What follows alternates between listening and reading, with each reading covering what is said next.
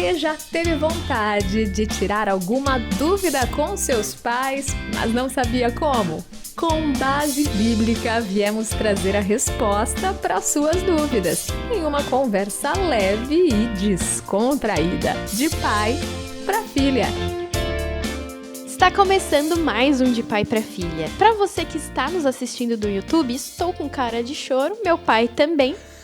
Por que será? Porque a gente estava gravando painel chora. literário sobre os livros que estão aqui na mesa. Você pode nos assistir, @nacontramãortm no YouTube, e aí você vai ver. Porque a gente é incrível, né? Conversar sobre literatura, Inclusive, sobre esses Jesus. livros foram um presente da nova editora, né, das Crônicas de Nárnia, que é HarperCollins. Você pode procurar aí o site deles para adquirir. A gente agradece a editora que mandou os exemplares aqui pra gente. Eles muito mandaram, bom, muito gente, linda. A edição mais linda de todos, com E capa capa dura colorida. e textura e dourado, sabe? O meu, quando eu ganhei de Natal, quando eu tinha 12 anos, ele já tá bem velho, ó, rasgado, manchado. Mas esse da é bem Harper, bonito mesmo, caramba, ele é HarperCollins, ó. lindo. Eu nem tirei do lindo plastiquinho porque eu fiquei lindo. com dó. E esse meu aqui, ele já todo rabiscado, marcado, né? Ó. Lindo mesmo, muito bem. E hoje a gente vai... Você tem perguntas para fazer sobre esse livro? Eu queria, pai, sabe por quê? Porque quando o senhor falou, Gabi, vamos gravar no painel sobre Nárnia.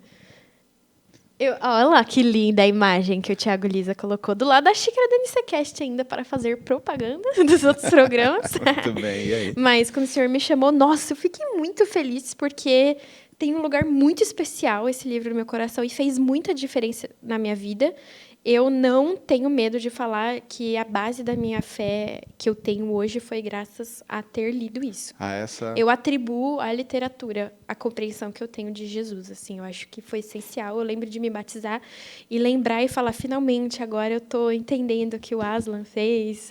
Então, assim, essa figura de Jesus, eu acho que ela é tão presente para mim por causa da literatura. E aí eu queria te perguntar, como, para um pai, para uma mãe, como explicar coisas tão profundas sobre a fé, coisas que vão, assim, vai fazer incrível diferença na vida do adulto, na infância? Como conseguir transmitir a essência de Jesus e da fé, né, para uma criança ou para um adolescente, que às vezes não vai receber da mesma maneira que um adulto? Bom, a primeira coisa é saber em que fase seu filho está, né? Você precisa conhecer seu filho, entendeu? Não adianta você querer falar sobre grego e hebraico para ele, menina tendo 5 anos, né? Não vai, está numa outra fase. A gente tem várias palavras que a gente usa para falar sobre amor em grego, né? Como ágape, né? Eu já falei nos caminhos da fé, tenho pregado aí fora. A ágape é esse amor que escolhe pelo outro em detrimento de nós mesmos, né? Eu escolho o outro. Foi isso, Deus amou você de tal maneira, quer dizer, Ele amou você, ágape, a ponto de escolher você em detrimento dele próprio. Né? O amor filéu, né, que a gente fala, que é o amor de amigo, né? É o amor que o cara está sempre com você, está ali junto, perto de você, mas na hora H ele vai escolher a si e vai escolher sua vida diferente das suas, rotas são diferentes. Em algum momento da vida a gente vai se separar. Isso é o amor de amigo. Tem o amor eros, né, que é o amor entre um homem e uma mulher, né, o amor do desejo. Tem o amor storgê, né, que esse aparece no texto bíblico, mas assim de maneira bem de passagem, que é esse amor natural, do afeto natural, o amor de um pai por uma filha, de uma filha por um pai. Mas quando a gente fala da educação dos filhos, existe uma palavra que também é amor, que é ludos. Ludos, também é amor. É o lúdico, é o amor da brincadeira, o amor desse prazer que a gente tem pelo que é belo, do amor que a gente desenvolve, o amor lúdico, esse amor que vem por intermédio da imaginação, dos sentimentos. Esse é o ludos, entendeu? Em grego. Nos primeiros anos de escola é muito mais figura e desenho. Por isso que a gente fala de lúdico. Vamos conversar uma coisa de maneira mais lúdica, porque é óbvio, o amor daquela criança, o amor que está sendo aprendido por aquela criança, ele sempre está no ludos, ele é sempre de maneira lúdica. Por isso que as crianças, quando se entregam à literatura fantasiosa, aprendem e admiram aquilo muito mais, porque elas estão na fase lúdica. Bom.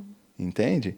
Então, quando os pais entendem as fases dos seus filhos, entendem os seus filhos bem, eles inserem um tipo de amor na vida deles, que é o amor do ludos, o amor do lúdico. Por isso, tão importante que as literaturas passem a conceber dentro do universo infantil. Que a gente possa falar com os nossos filhos de maneira lúdica. Na linguagem Ela é muito menos deles. concreta. Ela fala de elementos concretos num tipo de mensagem que eles entendam, num tipo de sentimento que eles entendam, num tipo de pedagogia, se eu pudesse dizer assim, que eles entendam. Tá? Também não adianta você fazer o lúdico para um adulto. Por isso que a gente não chama de pedagogia quando a gente está educando os adultos. A gente chama de andragogia. Você entendeu? Porque é uma educação para adultos. A coisa é um pouquinho mais concreta, menos lúdica. Porque as crianças entendem de maneira lúdica, elas sentem, elas estão amando aquele objeto que elas estão na mão, brincando. Então, é assim que a gente ensina valor assim profundo. Que a gente ensina. Então, pra criança e falando para os adolescente. adultos, você viu que eu falei de maneira muito adulta. Exato. Você entendeu? Mas para os filhos, como é que a gente passa? Sempre de maneira lúdica. Por isso que os copinhos dos pequenos são vermelhos, são azuis. Por isso que as crianças, mais ou menos da mesma idade, brigam porque querem a bala vermelha ou a bala azul, porque elas estão envolvidas num mundo muito mais colorido e lúdico. E a gente precisa conhecer os nossos filhos e ir apresentando essas coisas nessa medida. As pessoas falam muito, mas fica falando Papai Noel, coelhinho, sei lá, festa junina, não sei o que lá. As crianças entendem de maneira lúdica. Você pega livros como esse de Nárnia, ele apresenta o Cristo como figura principal de maneira muito lúdica na figura de um leão. Você entendeu? E o amor desse leão pelas pessoas, a ponto de se entregar, como a gente vê na feiticeira lá, O o leão, a feiticeira e o guarda-roupa, a gente vê essa entrega.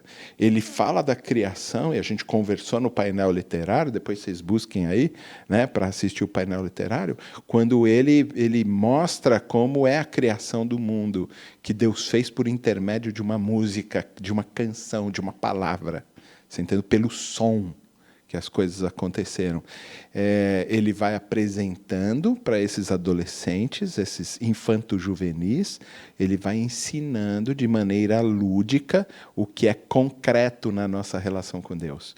Os pais precisam ser sensíveis a seus filhos, precisam aprender uma linguagem que é dita para eles, que eles entendam de acordo com a sua maturidade, com a sua intelectualidade, com a sua responsabilidade.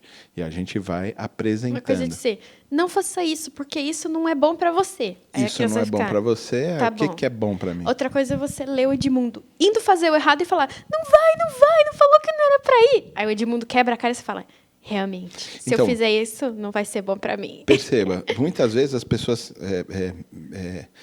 eu falei para vocês que usei drogas.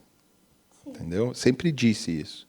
E falei assim, que se um dia vocês fossem expostos a esse tipo de coisa, vocês deviam entender, era gostoso, era prazeroso, mas é ruim. Por quê? Porque os pais só enfocam o lado ruim da coisa. E aí, quando a criança entra em contato com esse tipo de coisa, fala, meu pai é mentiroso. Porque, rapaz, esse negócio dá uma doideira, dá um baratão, dá um prazer, e meu pai falou que era ruim. E aí ele passa a não ouvir mais a sua voz.